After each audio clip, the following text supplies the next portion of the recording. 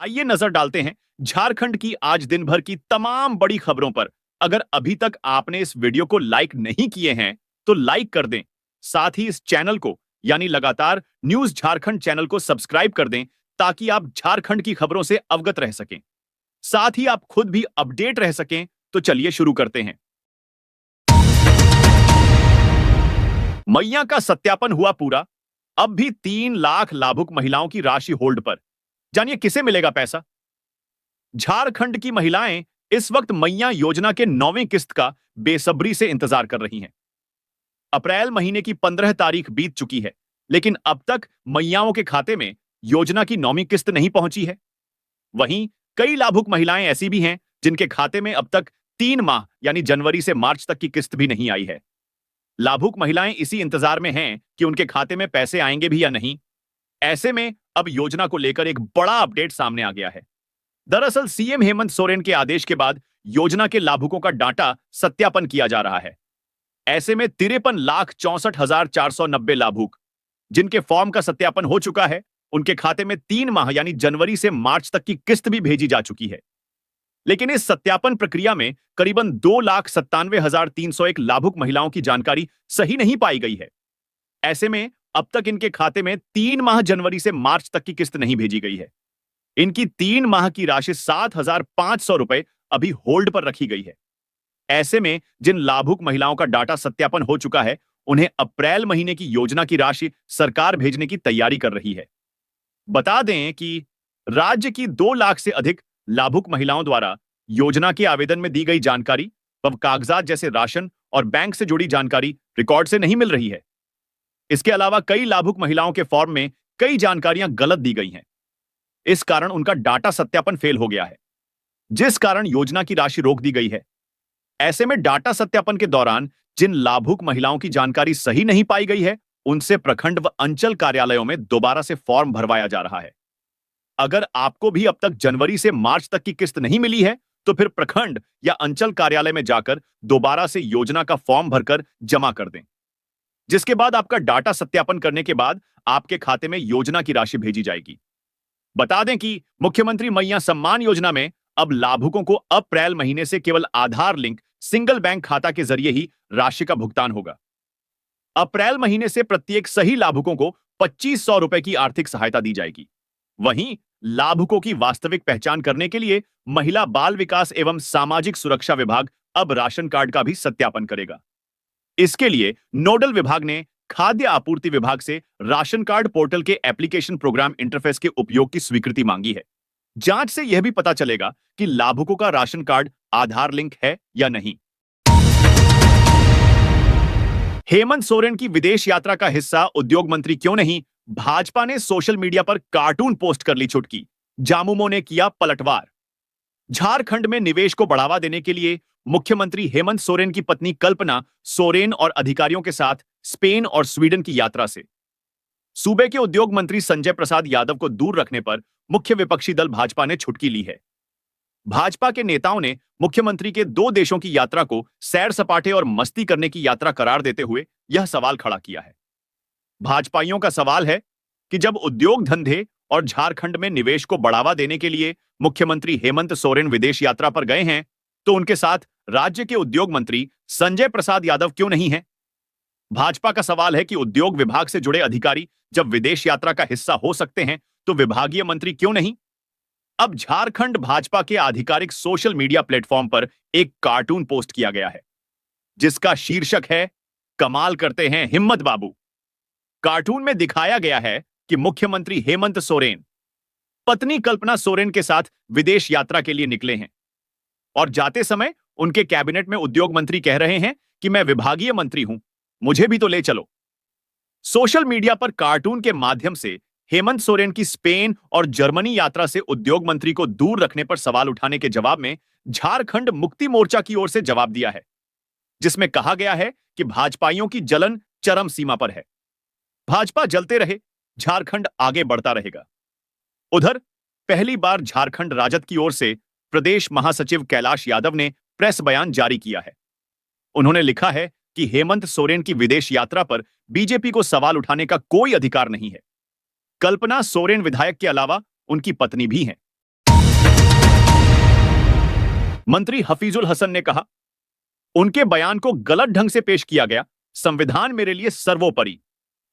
संविधान को लेकर विवादित बयान देने के बाद राज्य के मंत्री हफीजुल हसन के खिलाफ विपक्षी दल लगातार विरोध करते दिख रहे हैं। संविधान पर दिए बयान को लेकर भारतीय जनता पार्टी हफीजुल हसन अंसारी के इस्तीफे की मांग कर रही है। बढ़ते विरोध को देखते हुए मंत्री हफीजुल हसन अंसारी ने प्रेस रिलीज जारी कर कहा है कि उनके बयान को तोड़ मरोड़ कर पेश किया गया है। उन्होंने कहा कि संविधान के प्रति उनकी अटूट निष्ठा है। वह बाबा साहब अंबेडकर के प्रति गहरी श्रद्धा रखते हैं, जिनकी प्रेरणा से उन्होंने अपने सार्वजनिक जीवन में समावेशिता एवं सामाजिक न्याय के लिए कार्य किया। वह धर्म, जाति, वर्ग, क्षेत्र से ऊपर उठकर का कार्य करते हैं, जो उनके संविधान के प्रति निष्ठा को बताता है। उन्होंने कहा कि संविधान उनके लिए सर्वोपरि है। उनका कोई भी बयान या कोई भी काम संविधान के मूल्यों के खिलाफ नहीं रहा है। उन्होंने कहा कि संविधान के नियमों को ध्यान में रखते हुए वह सरकार में काम करते हैं। अनुसूचित जाति, अनुसूचित जनजाति, पिछड़ा वर्ग एवं अल्पसंख्यकों के अधिकार के रक्षा की गारंटी हमारा संविधान ही देता है, तो ऐसे में वह उस संविधान का अपमान कैसे कर सकते हैं। उन्होंने भाजपा पर निशाना साधते हुए कहा कि देश के लोगों ने कई केंद्रीय मंत्रियों को अल्पसंख्यक समुदाय के प्रति निंदनीय एवं नफरत भरे शब्दों का प्रयोग करते हुए देखा है। किसी ने अल्पसंख्यकों को खुलेआम देश छोड़ने को कहा, तो किसी ने मंच से गोली मारने का नारा लगवाया। उन्होंने अपने कार्यालय से जारी किए गए पत्र के माध्यम से कहा कि उनके बयान को जिस ढंग से भी परोसा जाए, लेकिन वह भरोसा दिलाते हैं कि वह हमेशा ही अपने कर्तव्यों का निर्वहन संवैधानिक मूल्यों के अनुरूप करते रहेंगे और सभी समुदायों के लिए न्याय, समानता और समृद्धि को सुनिश्चित करने के लिए प्रतिबद्ध रहेंगे। मालूम हो कि झारखंड मुक्ति मोर्चा के केंद्रीय अधिवेशन से पहले मंत्री हफीजुल हसन ने राजधानी रांची में मीडिया के सामने यह बयान दिया था कि मुसलमान शरीयत को अपने दिल में और संविधान को हाथ में रखते हैं, जिसको लेकर विपक्षी दल ने उनका विरोध किया था और इस्तीफा की मांग की थी। सीपी सिंह के बयान पर घमासान। कांग्रेस ने बताया, मानसिक रूप से कुंठित व्यक्ति, एफआईआर दर्ज करा सकती है पार्टी। भाजपा विधायक सीपी सिंह के एक बयान से भड़के कांग्रेस के कार्यकारी प्रदेश अध्यक्ष शहजादा अनवर ने सीपी सिंह को मानसिक रूप से कुंठित व्यक्ति बताया है। प्रदेश कांग्रेस कार्यालय में प्रेस वार्ता को संबोधित करते हुए शहजादा अनवर ने कहा कि कुंठा और हताशा की स्थिति में वे मीडिया के सामने अनाप शनाप बयान देते हैं। उन्होंने कहा कि पूर्व मंत्री सीपी सिंह का बयान शांति, सद्भाव, लोकतंत्र, भाईचारे और एकता में विश्वास रखने वालों के खिलाफ है। यह उन्हें आहत करने वाला बयान है। देश के प्रधानमंत्री नरेंद्र मोदी और भाजपा अध्यक्ष जेपी नड्डा को स्पष्ट करना चाहिए कि वे सीपी सिंह के बयान का समर्थन करते हैं या विरोध करते हैं। अगर वे इस बयान का समर्थन नहीं करते हैं तो सीपी सिंह के खिलाफ कार्रवाई करें। शहजादा अनवर ने पूछा कि जिस तरह विधानसभा अध्यक्ष ने सदन के बाहर महाराष्ट्र के एक विधायक द्वारा दिए गए बयान पर स्वतः संज्ञान लेते हुए कार्रवाई की और उनके खिलाफ प्राथमिकी दर्ज की, उसी तरह इस मामले में भी सीपी सिंह के खिलाफ कार्रवाई होनी चाहिए, ताकि उन लोगों तक एक संदेश पहुंचे जो समाज में द्वेष और दंगा फैलाना चाहते हैं। कांग्रेस के प्रदेश कार्यकारी अध्यक्ष ने कहा कि सीपी सिंह भाजपा के प्रदेश अध्यक्ष या विधायक दल के नेता नहीं बन पाने के कारण अवसाद से गुजर रहे हैं। उन्होंने सार्वजनिक रूप से अपना दर्द भी बयां किया है। शहजादा अनवर ने कहा कि सीपी सिंह और भाजपा के नेता झारखंड में शांति और सद्भाव को पचा नहीं पा रहे हैं। पूरे झारखंड में रामनवमी, ईद, सरहुल जैसे त्योहार शांतिपूर्वक हुए। शायद यह शांति और सौहार्द भाजपा को पसंद नहीं है और इसलिए भड़काऊ बयानबाजी की जा रही है। प्रेस कॉन्फ्रेंस में प्रदेश कांग्रेस के कार्यकारी अध्यक्ष ने कहा कि पीसी के बाद प्रदेश कांग्रेस के नेता एक साथ बैठेंगे और अगर सहमति बनी तो सीपी सिंह के खिलाफ एफआईआर भी दर्ज की जा सकती है। धनबाद में पत्रकारों पर हमला का गिरिडीह में विरोध। बाबूलाल मरांडी ने कहा, कांग्रेस दबाती रही है मीडिया की स्वतंत्रता। 2 दिनों पूर्व धनबाद में पत्रकारों पर हमला हुआ था। इस हमले का वीडियो फुटेज भी सामने आ गया है। ऐसे में इस हमले का विरोध भी शुरू हो गया है। शुक्रवार को गिरिडीह में पत्रकारों ने इस हमले का विरोध किया और हमला करने वालों को गिरफ्तार करने की मांग रखी। साथ ही साथ पत्रकार सुरक्षा कानून को भी लागू करने की मांग रखी गई। यहां विरोध का नेतृत्व कर रहे गिरिडीह प्रेस क्लब के अध्यक्ष राकेश कुमार सिन्हा ने कहा कि पहले गिरिडीह में पत्रकार पर जानलेवा हमला किया जाना, फिर धनबाद में हमला होना, यह बता रहा है कि पत्रकार सुरक्षित नहीं है। उन्होंने कहा कि ऐसी घटना में शामिल लोगों को अविलंब गिरफ्तार किया जाना चाहिए। प्रेस क्लब के महासचिव अरविंद कुमार ने कहा कि इस तरह का हमला लोकतंत्र पर हमला है। सूबे की सत्ता में शामिल कांग्रेस के लोगों के द्वारा इस तरह का हमला किया गया है। ऐसे में कांग्रेस पार्टी को भी कार्रवाई करनी चाहिए थी। इस दौरान लक्ष्मी अग्रवाल, अविनाश प्रसाद, सूरज सिन्हा, प्रवीण राय, अमरनाथ सिन्हा, प्रकाश श्रीवास्तव, सुनील मंथन शर्मा, विनोद शर्मा, मिथिलेश सिंह, चांद, श्रीकांत सिंह, संदीप, योगेश, पप्पू सिंह, विनोद कुमार, सुरेंद्र यादव, लोकेश, नमन समेत कई पत्रकार मौजूद थे। दूसरी तरफ भाजपा प्रदेश अध्यक्ष सह नेता प्रतिपक्ष बाबूलाल मरांडी ने भी पूरी घटना की निंदा की है। उन्होंने कहा कि धनबाद की घटना निंदनीय है और वैसे भी मीडिया की स्वतंत्रता को दबाने की कांग्रेस की पुरानी आदत रही है। बाबूलाल मरांडी ने कहा कि कांग्रेस हमेशा ही चाहती है कि इस प्रकार की खबरों को कैसे दबाया जाए। वक्फ कानून में हुए संशोधन के विरोध में चल रहे आंदोलन को झारखंड राज्य सुन्नी वक्फ बोर्ड ने सही बताया है। बोर्ड के सदस्य इब्रार अहमद ने कहा है कि लोकतांत्रिक तरीके से विरोध करने का अधिकार सभी को है। बोर्ड के सदस्य इब्रार अहमद ने कहा कि सत्याग्रह ढंग से आंदोलन कर इसका विरोध किया जा सकता है, मगर इसे गैर कानूनी कह देना उचित नहीं है। नए संशोधित कानून से वक्फ की संपत्ति का और बंदरबांट होने की बात कहते हुए इब्रार अहमद ने कहा कि वक्फ में संशोधन की आवश्यकता जरूर है, मगर जिस तरह से इसमें बदलाव किए गए हैं उसे इसमें कोई सुधार नहीं होगा, बल्कि और भी इसकी स्थिति खराब होगी। उन्होंने संशोधित कानून में वक्फ की प्रॉपर्टी गैर कानूनी तरीके से बेचे जाने पर 6 महीने की जमानती सजा होने की आलोचना की है। उन्होंने कहा कि पहले सजा का प्रावधान 2 साल का था। वक्फ की संपत्ति पर अवैध रूप से कब्जा होने की बात कहते हुए इब्रार अहमद ने कहा कि इसमें सुधार की आवश्यकता जरूर है, मगर जिस तरह से सुधार किया गया है उससे इसमें कोई फायदा नहीं होगा। वक्फ कानून में हुए संशोधन के विरोध में पश्चिम बंगाल सहित कई स्थानों पर भड़की हिंसा को अनुचित बताते हुए इब्रार अहमद ने कहा है कि इसके विरोध या समर्थन में दंगा फसाद करना उचित नहीं है। इस तरह की घटना का झारखंड राज्य सुन्नी वक्फ बोर्ड निंदा करती है। उन्होंने कहा कि इसको लेकर चल रहे बयानबाजी अच्छी बात नहीं है। पहले वक्फ की संपत्ति को लेकर पहले गलतफहमी पैदा की गई है कि सबसे ज्यादा प्रॉपर्टी इसके पास है। ऐसी बात नहीं है, अन्य जगहों में भी इससे ज्यादा प्रॉपर्टी है।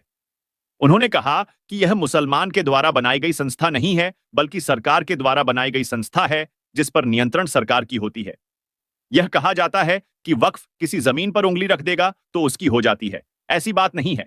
इस तरह की गलतफहमी जानबूझकर पैदा की गई है। झारखंड में नौकरियों की बहार, अगले 3 महीने में होगी बंपर नियुक्तियां। राज्य में अगले 3 महीने के भीतर बड़े पैमाने पर नियुक्तियां होंगी। मुख्यमंत्री हेमंत सोरेन और झारखंड हाईकोर्ट के कड़े निर्देश के बाद झारखंड लोक सेवा आयोग और जेएसएससी ने सभी लंबित परीक्षाओं को जल्द आयोजित करने का निर्णय लिया है। दोनों आयोग की 2 दर्जन से अधिक परीक्षाएं लंबित हैं। कुछ परीक्षाओं का रिजल्ट लंबित है तो कुछ परीक्षा अब तक आयोजित नहीं हो पाई है। अगले 3 महीने के भीतर जिन परीक्षा को अंतिम मुकाम तक पहुंचाने की तैयारी की गई है उसमें सबसे महत्वपूर्ण 26,001 पदों के लिए निकाली गई सहायक आचार्यों की बहाली शामिल है।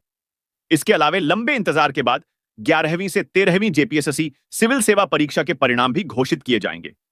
इस तरह से अगले 3 महीने के भीतर करीब 30,000 पदों पर नियुक्ति होने की संभावना है, जिसमें सर्वाधिक शिक्षकों के पद हैं। इस संबंध में छात्र नेता सत्यनारायण शुक्ला कहते हैं कि आयोग पहले जो परीक्षा हो चुकी है उसका रिजल्ट घोषित करें, फिर जो विज्ञापन निकाले जा चुके हैं और वर्षों से उसकी परीक्षा लंबित है, ऐसी सभी परीक्षाओं को प्राथमिकता के आधार पर जल्द से जल्द लेकर रिजल्ट घोषित करें ताकि छात्रों को इसका लाभ मिल सके। उन्होंने कहा कि जेपीएसएससी मेंस परीक्षा का रिजल्ट 9 महीने से लटका है। इसी तरह सीडीपीओ, फूड सेफ्टी ऑफिसर परीक्षा अधर में लटकी है और छात्र परेशान हैं।